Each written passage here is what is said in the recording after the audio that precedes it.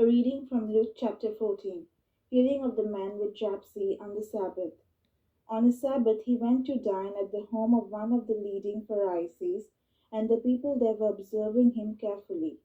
In front of him there was a man suffering from dropsy. Jesus spoke to the scholars of the law and Pharisees in reply, asking, "Is it lawful to cure on the Sabbath or not?" But they kept silent. So he took the man and, after he had healed him, dismissed him. Then he said to them, "Who among you, if your son or ox falls into a cistern, will not immediately pull him out on the Sabbath day?" But they were unable to answer his question.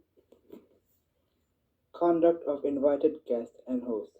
He told a parable to those who had been invited, noticing how they were choosing the place of honor at the table. When you're invited by someone to a wedding banquet, do not recline at the table in the place of honor.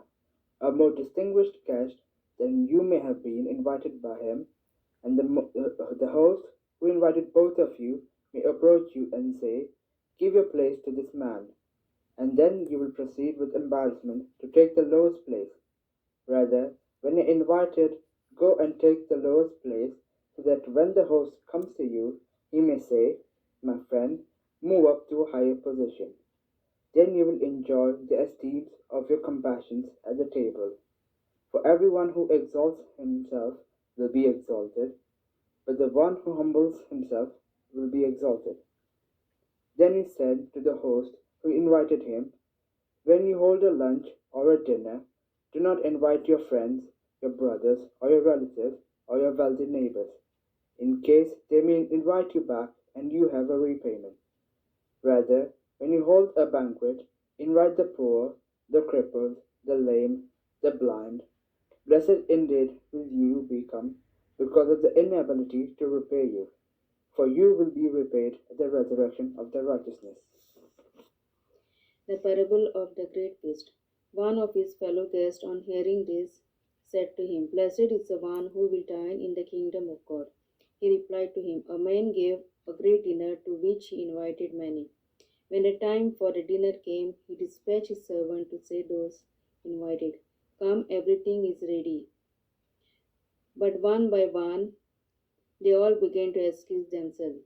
The first said to him, 'I have purchased a field and must go to examine it. I ask you, consider me excused.'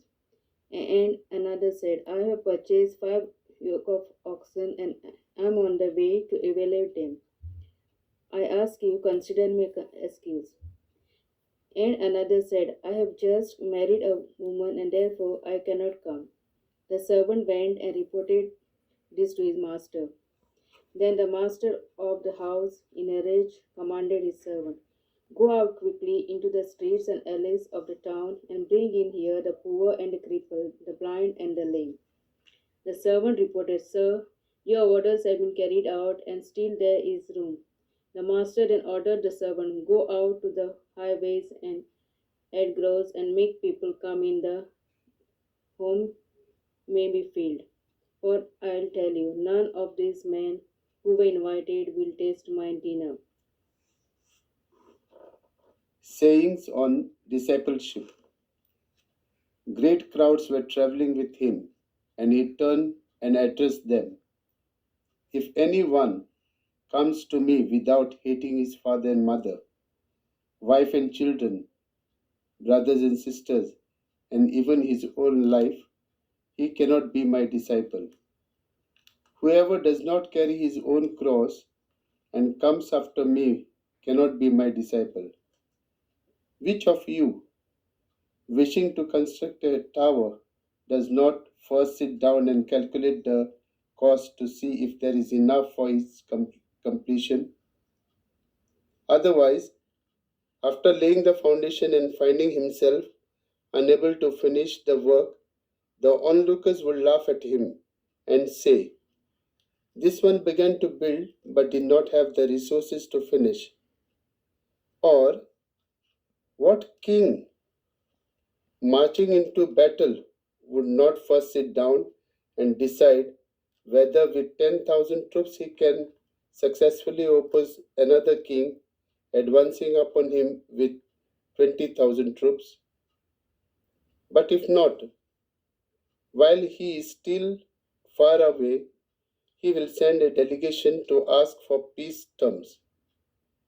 In the same way, every one of you who does not renounce all his possessions cannot be my disciples. The simile of salt. Salt is good, but if salt itself loses its taste, with what can its flavor be restored? It is fit neither for the soil nor for the manure pile. It is thrown out. Whoever has ears to hear ought to hear.